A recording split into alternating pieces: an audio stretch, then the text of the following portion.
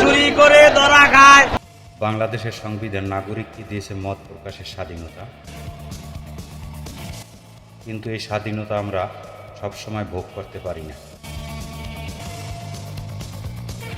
আবার যখন এই মত প্রকাশের স্বাধীনতা ব্যবহার করার সুযোগ আসে, তখন আমরা অধিকার ব্যবহার করতে গিয়ে অনেকেই ভুলে যাচ্ছেন শালীনতা ও সীমারেখা। ওই যে মাঝিবাগ মন্ত্রী আকামা মুকামেল হক ওই মামলা বানাইছে। ফেসবুক, ইউটিউব কিংবা রাজনৈতিক মঞ্চ, সব জায়গাতেই দেখা যাচ্ছে মানহানি, অশালীন মন্তব্য আর ব্যক্তিগত আক্রমণ। মানুষ বুঝে ফেলেছে এরা হইল রাজাকারের বাচ্চা। বিশেষজ্ঞরা বলছেন, এ ধরনের অশোভন বক্তব্য তরুণ প্রজন্মের মনে গড়ে তুলছে বিভ্রান্তি আর নেতিবাচক ধারণা। সামাজিক সম্প্রীতি নষ্ট হচ্ছে, তৈরি হচ্ছে বিভাজন। অভিযোগের তীর রাজনৈতিক নেতাদের দিকেও আছে।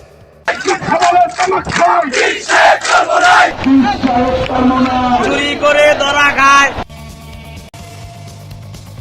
দলীয় কর্তৃপক্ষকে আক্রমণ করতে গিয়ে তারা ব্যবহার করছেন অশালীন ভাষা, যা প্রভাব ফেলছে সাধারণ মানুষের মধ্যে।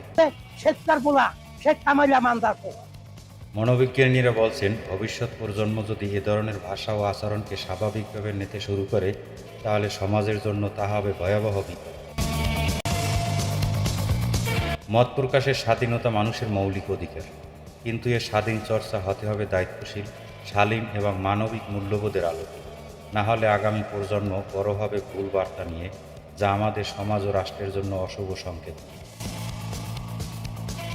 মত প্রকাশের স্বাধীনতা সবার জন্য সমানভাবে প্রযোজ্য, তবে তা যেন অন্যের ক্ষতির কারণ না হয়। সচেতন হওয়া দরকার এখনই।